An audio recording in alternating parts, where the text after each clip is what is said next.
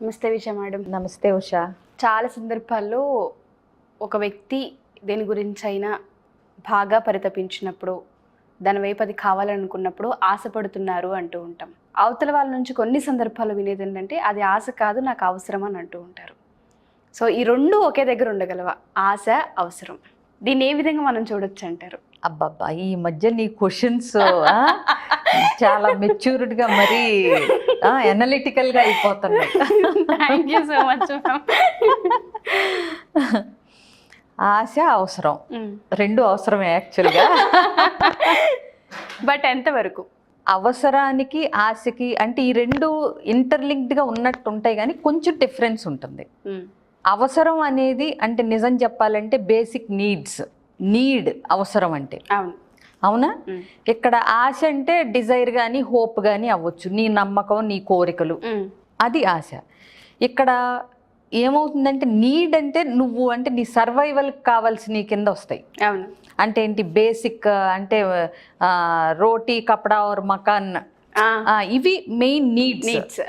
వీటిని మనం ఆశలు, కోరికలు అనలేము. ఇప్పుడు ఆకలేసినప్పుడు తినాలి, నిద్ర వచ్చినప్పుడు పడుకోవాలి, నేచర్ కాల్స్ వచ్చినప్పుడు వాష్రూమ్స్ యూస్ చేసుకోవాలి. ఇవన్నీ ఏంటంటే మనిషి అంటే బ్రతకటానికి అవసరమైనవి, అవునా? సో తిండి, ఆకలి, నిద్ర అనేవి బేసిక్ నీడ్స్. ఇకపోతే ఆశలు అంటే ఆశ లేకపోతే మనిషి ముందుకెళ్ళలేడు, అవునా? అసలు ఇక నీకు తెల్లారి లెగిస్తే ఇది చేద్దామనే ఒక ఆశ, ఒక కోరిక ఇది లేకపోతే మనిషికి ముందుకెళ్ళలేడు, అవునా? సో ఎంతవరకు ఆశపడాలి, ఏ మేరకు ఆశపడాలి, ఎట్లా దాన్ని ఆ ఆశల్ని, కోరికల్ని తీర్చుకోవాలి అనే దాన్ని బట్టి ఒక మనిషి పడే కష్టం అది ఉంటుంది, అవునా? సో అందుకని ఆశ అవసరమే, అవసరాలు వేరు. అర్థమైందా? సో బేసిక్ నీడ్స్ తర్వాత నీకు ఏదైనా, ఇప్పుడు సైకాలజీలో మ్యాథ్స్లో అని సైంటిస్ట్ ఉంటాడు, ఆయన చెప్పేది ఏంటంటే మనిషికి ఒక్కొక్క అవసరం తీరిన తర్వాత వేరే అవసరాలు కనిపిస్తూ ఉంటాయి, అవే మన ఆశలు. బట్ బేసిక్ నీడ్స్ అయిపోయిన తర్వాత నీకు తర్వాత వచ్చేవన్నీ నీకు అవసరాల్లాగా కనిపించేటటువంటి ఆశలు. బాగా చెప్పానా? సో అంటే ఏంటంటే ఇప్పుడు నేను చెప్పిన మొదట తిండి, నిద్ర, ఆకలి, గూడు, అది అయిపోయిన తర్వాత నీకేమనిపిస్తుంది? సేఫ్టీ అండ్ సెక్యూరిటీ కావాలనిపిస్తుంది, జీవితంలో ఒక భద్రత, అది నీకు అవసరమే. అట్లాగే నీకు చుట్టూ బ్రతకటానికి మనం అనుకుంటాం కానీ నువ్వు ఒక్కదానివే బ్రతకలేవు కదా. ఫ్రెండ్స్, సొసైటీ, సోషల్ అవేర్నెస్ కానీ, ఫ్రెండ్స్ కానీ, సమాజం కూడా ముఖ్యం కదా, అవునా? అది అవసరమే. కాకపోతే ఇంకా ఇంకొక రెండు కూడా ఉన్నాయి. తర్వాత నీకు వచ్చి అంటే నీ యొక్క సమర్థతను ప్రూవ్ చేసే ఒక ఇల్లు కట్టుకోవటం కానీ, ఒక కారు కొనుక్కోవటం కానీ, అంటే నీ యొక్క సెల్ఫ్ రెస్పెక్ట్ని, సెల్ఫ్ కాన్ఫిడెన్స్ని ఉత్తేజపరిచే నీ యొక్క సక్సెస్ని చూపించేవి, అవి అవసరమే, అవునా? ఇవన్నీ సాధించిన తర్వాత నీకు వచ్చే పరిపక్వత, సెల్ఫ్ యాక్చువలైజేషన్. అంటే మరీ ప్రవాహంలో పడి కొట్టుకుపోకుండా ఏదో నలుగురికి ఉపయోగపడదామనో, నలుగురికి ఏదన్నా చేద్దామనో, ఉన్న దాంట్లోంచి కొంచెం ఇద్దాం లేకపోతే లావ్ అయిపోతామని, ఊరు మనకి చాలా ఇచ్చింది, ఎంతో కొంత తిరిగి ఇవ్వకపోతే లావ్ అయిపోతాం అన్నట్టు సమాజం నుంచి, చుట్టూ ఉన్న ప్రపంచాన్ని నుంచి మనం బాగుపడ్డాం కాబట్టి ఎంతో కొంత చెయ్యొచ్చు అనేది ఈ అంటే గెలుపోటములకి, సుఖదుఖాలకి అతీతంగా ఉండే ఫైనల్ స్టేజ్ ఏంటంటే సెల్ఫ్ యాక్చువలైజేషన్ అంటాం.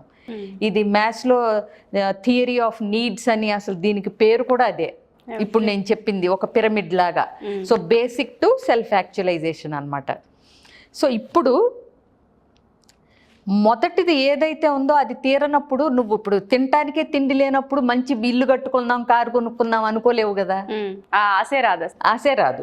ముందు ఈ పూటకి ఆకలి ఎలా తీరుతుందా అనే క్వశ్చన్ ఉంటుంది, అవునా? సో జీవితంలో ఏంటంటే బేసిక్ నీడ్స్ ఎప్పుడైతే మీట్ అవుతూ వెళతామో అప్పుడు మనకు వచ్చే కళలు, వాటిని సాకారం చేసుకోవటం, ఇవన్నీ కూడా ఏంటంటే ఆశలు, అవసరాల కింద మారుతూ ఉంటాయి. ఓకే. సో నువ్వు అంటే ఫైనాన్షియల్గా కానీ, ఎమోషనల్గా కానీ ఏదైనా ఎదుగుతున్నప్పుడు ఒక అవసరం తీరిన వెంటనే నీకు ఇంకోటి కనిపిస్తూ ఉంటుంది. అది అవసరమా లేదా అని క్వశ్చన్ చేయటానికి, తప్పు పట్టడానికి లేదు, అవునా? సో ఇప్పుడు నువ్వు చక్కగా చదువుకున్నావు, నీ తిండి నిద్ర ఆకలి బేసిక్ నీడ్స్ అలా అని నువ్వు అక్కడే కూర్చోలేవు కదా. తపన ఉంటుంది, డ్రీమ్ ఉంటుంది, ఫైర్ ఉంటుంది, ఏదో సాధించాలనే కసి ఉంటుంది. అది లేకపోతే ప్రపంచం ముందుకెళ్ళదు కదా.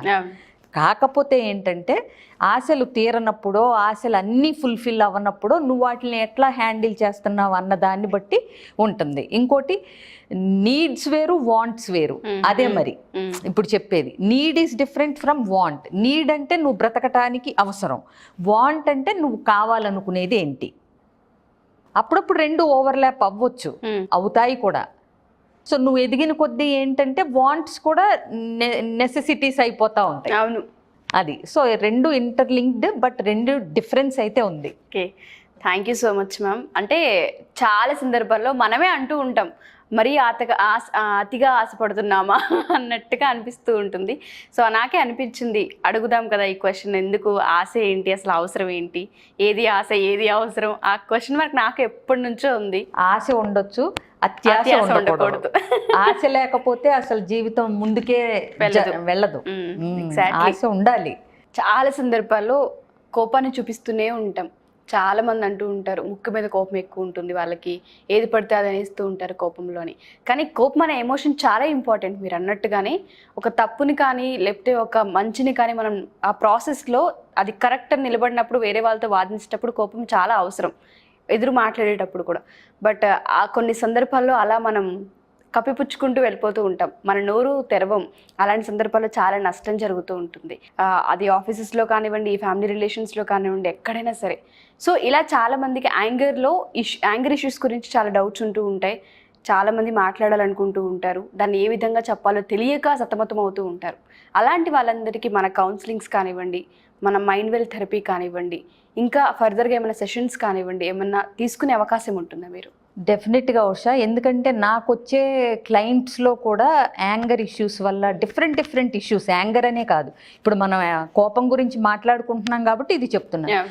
రకరకాల ఇష్యూస్, అంటే కొన్నిసార్లు ఒక్క నిమిషం ఆలోచించి చేయగలిగితే ఇంతవరకు వెళ్ళేది కాదు కదా అని అనిపించే సందర్భాలు ఉంటాయి.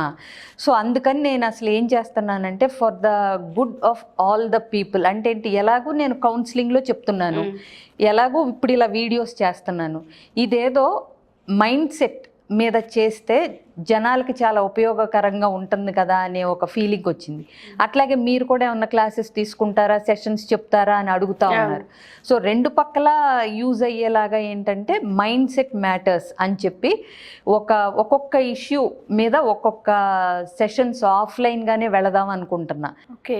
సో ఎందుకంటే మనకి ఎట్లాగో కోవిడ్ తగ్గిపోయింది, సో ఆఫ్లైన్ వెళ్తే ఎట్లా ఉంటుంది అనేది ఒక ఐడియా ఉంది. ఇప్పుడు నువ్వు అడిగావు కాబట్టి దీన్ని ఎట్లా డిజైన్ చేసి ముందుకు తీసుకెళ్దాం అనేది చూద్దాం.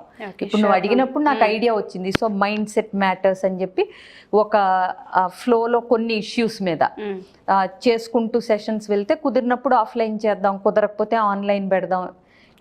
రెండు ఆప్షన్స్ ఉన్నాయి మనకి, చూద్దాం, డెఫినెట్గా చేద్దాం. Mind set matters, exactly. నిజంగా చాలా మ్యాటర్ అవుతుంది.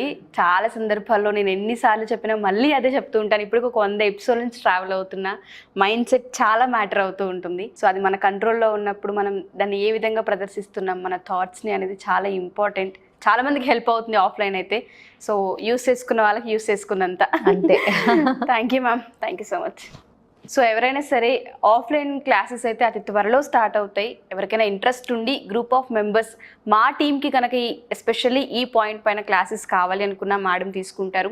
అండ్ దాంతోపాటు June 1 నుంచి మైండ్ వెల్ థెరపీ, నాకు తెలిసి ఇంకొక 1 డే మాత్రమే అవకాశం ఉంది. సో జాయిన్ అవ్వాలి అనుకుంటే తప్పకుండా జాయిన్ అవ్వచ్చు. పర్సనల్గా కౌన్సిలింగ్స్ కావాలి, 1-to-1 సెషన్స్ కావాలన్నా విజయ మేడం అయితే అవైలబుల్గా ఉంటారు. కింద స్క్రోల్ అవుతున్న కాంటాక్ట్ చేసి మీరు పూర్తి వివరాలు తెలుసుకోవచ్చు.